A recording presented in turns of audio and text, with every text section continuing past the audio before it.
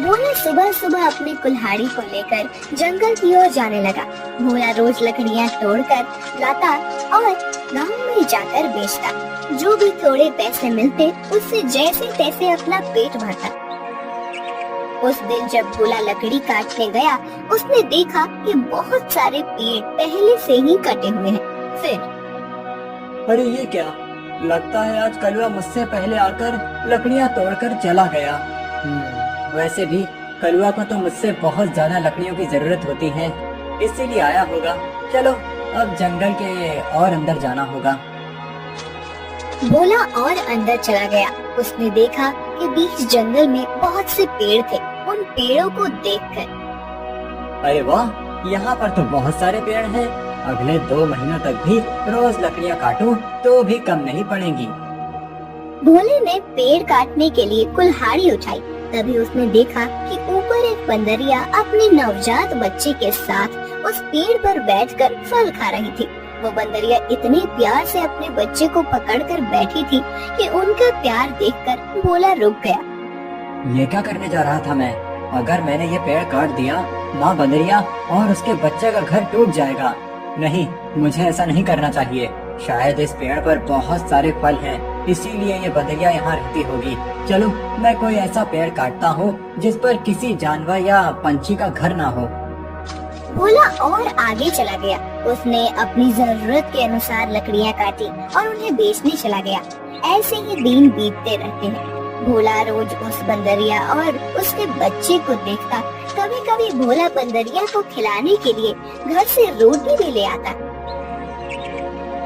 एक दिन जब भोला लकड़ी काटने गया, तब उसने देखा कलवा उसी पेड़ पर कुल्हाड़ी चला रहा था जिस पेड़ पर उस बंदरिया रहती थी। कलवा को उस पेड़ को काटते देख, अरे कलवा, ये क्या कर रहे हो? ये कैसा सवाल है? भगवान ने आँखों की जगह बटन लगाकर भेजा है क्या? दिखाई नहीं देता? लकड़ी काट रहा हूँ। वो तो मैं देख रहा हूँ कलवा, लेकिन इस पेड़ की लकड़ी क्यों काट रहे हो? किसी और पेड़ की लकड़ी काटो। पेड़ पर देखो, एक बंदरिया का घर है, उसके साथ उसके नवजात शिशु भी है कलवा। तो क्या हुआ? वो बंदरिया किसी और पेड़ पर चली जाएगी। इतने सारे पेड़ तो हैं। लेकिन कलवा, लेकिन वेकिन कुछ नहीं। चल निकल जा यहाँ से। आया बड़ा मुझे सिखाने वाला। और सुन, इस पेड़ को तो पूरा मैं ही काटूंगा, ये ध्यान रखना। तुझे चाहिए तो कहीं और चला जा, नहीं तो ये देख रहा है ना कुल्हाड़ी, मुझे जरा सी भी देर नहीं लगेगी इस कुल्हाड़ी को तुझ पर चलाने में। कलवा पेड़ काटने लगा। भोला बेचारा चाह कर भी कुछ नहीं कर पाया और आगे चला गया। दोपहर के समय जब भोला जंगल से लौट रहा था, तब सपने देखा कि कलवा ने वो पूरा पेड़ काट डाला था। भोला को बहुत बुरा लग रहा था। तभी उसकी नजर पेड़ के एक बड़े लकड़ी के नीचे थी। वो बंदरिया उस लकड़ी के नीचे मरी पड़ी हुई थी। उसे देख भोला के आंखों में आंसू बहने लगे। भोला को लग रहा था कि शायद उसके बच्चे की भी मौत हो गई है। भोला उस बंदरिया के पास गया। तभी उसने देखा कि बंदरिया ने मरते हुए भी अपने बच्चे को अपने गोद में सुरक्षित रखा था। हे भगवान, तेरी महिमा अपरंपार है। इस बंदरिया ने मरते हुए भी अपने बच्चे को गोद में सुरक्षित रखा है। सच में माँ आखिर माँ ही होती है। लेकिन अब इस बच्चे का क्या होगा? कलवा भी कितना दुष्ट है। मैंने बताया था उसे इस पेड़ पर इस बंदरिया का घर है, लेकिन उसने मेरी बात नहीं सुनी।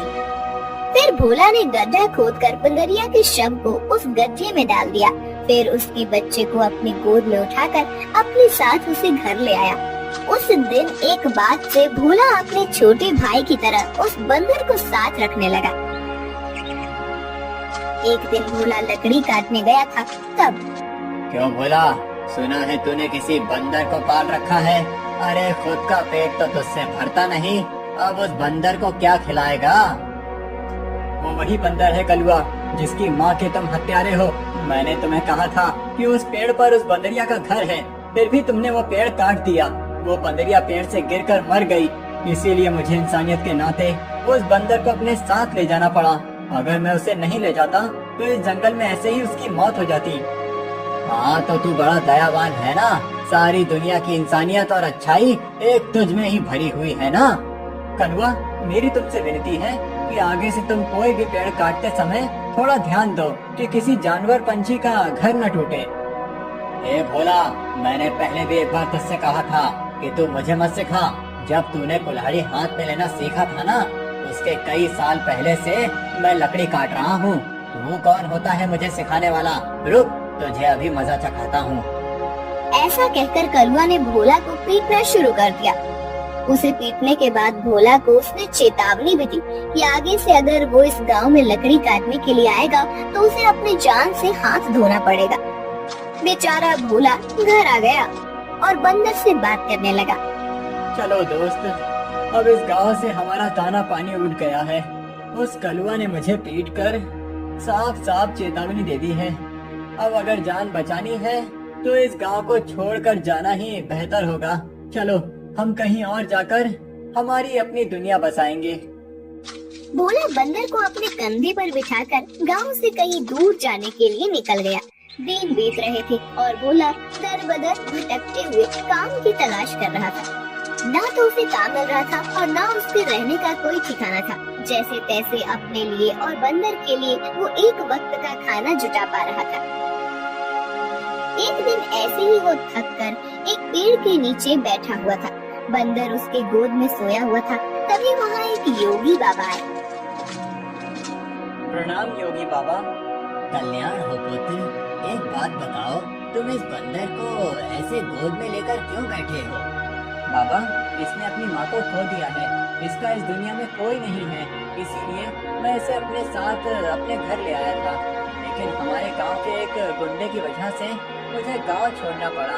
अब मैं काम और सर पर छत ढूंढते हुए दर दर भटक रहा हूँ। पुत्र, तुम्हारा हृदय सच में कोमल है। तुमसे किसी का भी दुख नहीं देखा जाता। तुमने इस अनाथ बंदर की जिम्मेदारी लेकर इसे एक परिवार दिया है। तुम अगर चाहो तो मेरे साथ मेरे आश्रम में रह सकते हो। मेरे आश्रम में मेरे कुछ शिष्य रहते हैं और कई बार कितने साधु भी आते हैं। उनके भोजन और रहने की व्यवस्था की जिम्मेदारी अगर तुम उठाओ तो मुझे बहुत आनंद होगा। ये तो मेरी खुशनसीबी है बाबा। मुझे आपके साथ रहने में सचमुच खुशी होगी। लेकिन बाबा, मेरा ये बंदर भी मेरे साथ आएगा। मैं इसे कहीं नहीं छोड़ सकता। हाँ पुत्र, तुम इसके साथ आ सकते हो। भोला बाबा के साथ उनके आश्रम चला गया। भोला अब योगी बाबा के आश्रम में सफाई, भोजन व्यवस्था, हवन की सामग्री ले आना, बाबा जी के शिष्यों की सहायता करना, ऐसे सारे काम करने लगा। भोला का बंदर हमेशा उसके साथ रहता था। योगी बाबा भोला का काम और उसकी काम के प्रति निष्ठा देखकर खुश थे। बाबा हमेशा अपने बाकी शिष्य और साधुओं से भोला की तारीफ करते थे। बाबा जी का एक शिष्य था मानिक, जो भोला की तारीफ से बहुत जलता था। उसे लगता था कि भोला तो एक साधारण लड़का है, फिर भी बाबा जी उसकी बड़ी तारीफ करते हैं। जबकि मैं इतनी पढ़ाई करता हूँ, वेद पाठ करता हूँ, फिर भी बाबा जी को मेरी कोई अहमियत नहीं है। एक दिन, बड़े भैया, ये लीजिए, आपके लिए ये ताजे फल लेकर आया हूँ। भोला, आजकल तुम ज्यादा आलसी हो चुके हो। तुम्हें ज्यादा खाना ना पकाना पड़े, इसीलिए तुम ये फल लेकर आते हो। ऐसी बात नहीं है भैया, वो बाबूजी ने आज सबको फलहार करने को कहा है, इसीलिए मैं फल लेकर आया था।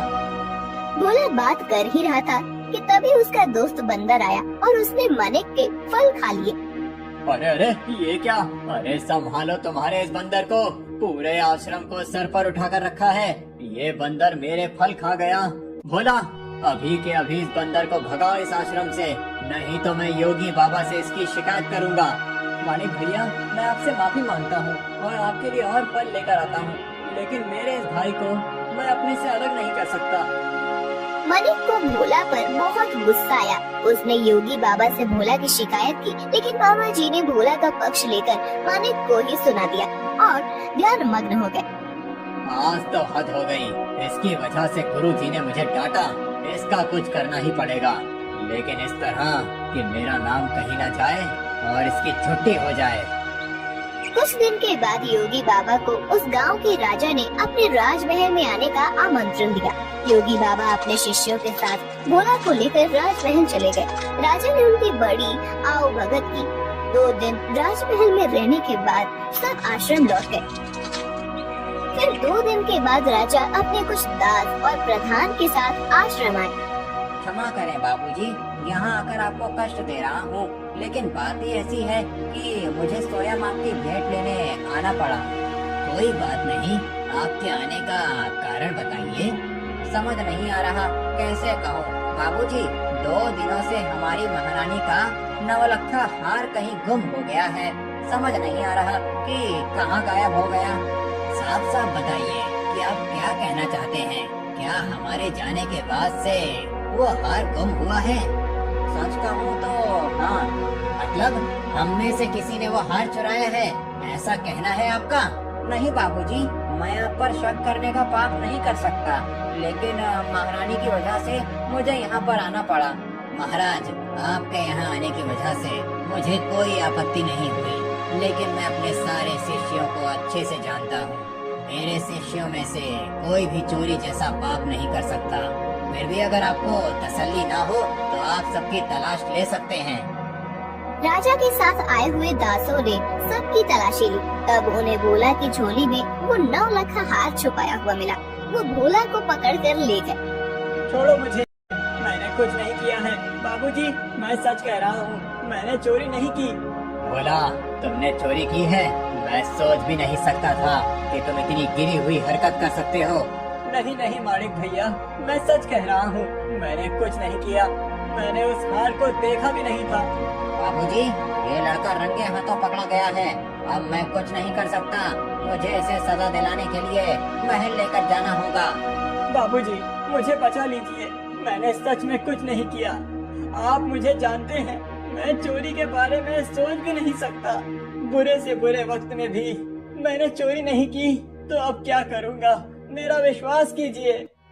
राजा के दास भोला को ले जाने लगे। तभी उनके पीछे से आवाज आई, रुकिए, मेरे भाई ने चोरी नहीं की है। सबने पीछे मुड़कर देखा। भोला का बंदर पीछे खड़ा होकर बोल रहा था, महाराज, मेरे भाई ने चोरी नहीं की है, ये हार किसी ने जानबूझकर उसके झोले में डाला है। ये क्या, एक बोलने वाला बंदर? हाँ, मैं एक बोलने वाला बंदर हूँ। मेरे बचपन से लेकर भाई मुझसे बात करते आए हैं। ये रोज मुझसे ढेर सारी बातें करते हैं। उन्हें बोलते हुए देख और उनकी बातें सुनकर ही मैंने बोलना सीखा है। मैं दावे के साथ कह सकता हूँ, मेरे भाई ने चोरी नहीं की है। अच्छा, तो तुम दावे के साथ कह रहे हो, तो तुम्हें ये भी पता होगा कि ये हार जानबूझकर इसकी झोली में किसने डाला? हाँ, मुझे पता है, इस माड़िक ने मेरे भाई के झोले में वो हार डाल दिया था। क्या तुम सच बोल रहे हो? नहीं नहीं बाबूजी, ये झूठ बोल रहा है, मैंने सच में चोरी नहीं की है। तुम्हारी लड़खड़ाती हुई जुबान ने सब सच कह दिया है माड़िक। मैं कभी सोच ही नहीं सकता था कि तुम ऐसा करोगे। सच सच बताओ, तुमने चोरी क्यों की और उसका इल्जाम बेचारे भोला पर डालकर क्या करना चाहते थे तुम? मानिक ने अपनी जलन के बारे में सब सच सच बाबा जी को बता दिया। महारानी के हार की चोरी के जुर्म में मानिक को पकड़ लिया गया। फिर भोला, तुम्हारा ये बंदर सच में बड़े काम का है। ये हमारे राज्य की बड़ी मदद कर सकता है। मैं चाहता हूँ कि तुम इसके साथ हमारे राज्य के गुप्तचर बन जाओ और हमारे शत्रुओं की गतिविधियों पर नजर रखो। इस बंदर पर किसी को शक नहीं होगा और तुम आसानी से सब पर नजर रख पाओगे। इस काम के बदले में तुम्हें बहुत धन दिया जाएगा। राजा जी की बात भोला को सही लगी। योगी जी ने उसमें हामी भरी। भोला अब राज्य का पहला ऐसा गुप्तचर बन गया जिसका साथी एक बंदर था।